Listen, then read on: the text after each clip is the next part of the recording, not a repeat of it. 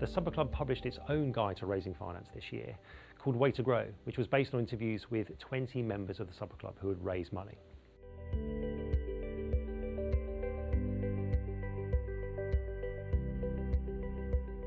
There are barriers for founders looking for funding and looking to take funding. A key one is a lack of awareness and a lack of understanding about the options available to them and how to use them as well. Today we're going to help about 50 of our members and other high growth entrepreneurs to learn a bit more about the funding landscape, the funding options available to them, and how they can use them to accelerate scale.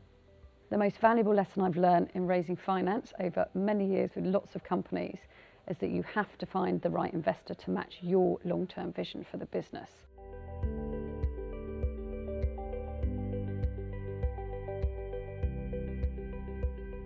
If that particular investor has a 5-year time horizon, what is going to happen in 5 years? Are you suddenly going to be forced to be sold to someone else?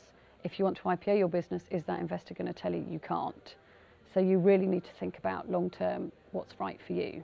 The main reason that I've decided to scale our business without giving away equity and taking finance for equity was mainly because I don't think we've generally had to along the way. We've been quite careful around getting ourselves into a cash generative business. So when we did actually come up to the acquisition side of things, and we bought DBD Media last year, we're going through an acquisition at the moment, we just came up with plans around how to buy them without having to give away equity, which was deferred consideration for the owners. We took some debt finance early on from banks, from private lenders and so on, and we've been paying that back month on month since. But I suppose the key was that once we brought together two businesses, we saw some serious cost savings, and again that has just allowed us to grow without necessarily having to give away any of our equity.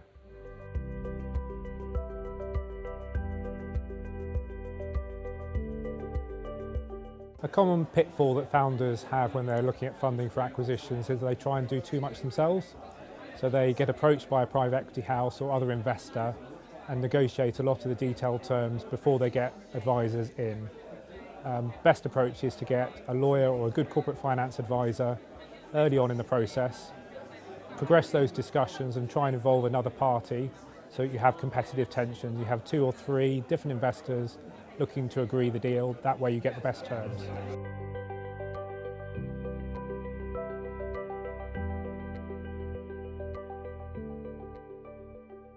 We used VC funding as opposed to cash flow or debt because firstly our growth model was always based on a combination of acquisition and organic growth, the classic buy and build strategy, if you like.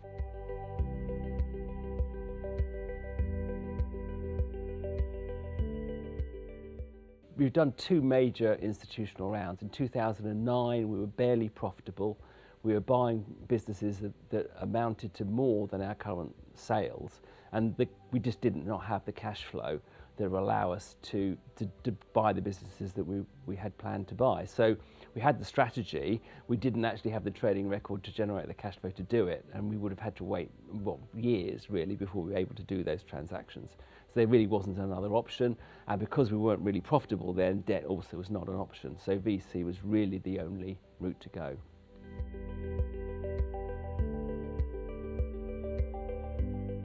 The what happens next in terms of any liquidity and a bit of a capital event that you do take money off the table at the point of completion can be put to one side and forgotten about. That would not be our advice. The best practice is to think ahead as much as you can do in order to have a plan in place so that when it comes to the check being received and a few more zeros being on your balance in your account, then you have a pretty firm idea, having spoken to advisors in advance, what you want to do with it. And actually that can influence the deal itself in terms of considering how much is enough. Is this the right time to exit? Is this the right type of exit? I think what I learned and what really fascinated me is every business is different, and the way every business should raise their money depends on what they want out of the final goal. So Chris's business, for example, kept 100% of the equity, raised expensive debt, but at the end got a really favorable outcome from PE. Whereas on the other hand, in finnCap, they put in everything on the line, their houses and their mortgages, to buy out the company just because they wanted to believe in it so much, and they have as many shareholders as they have staff.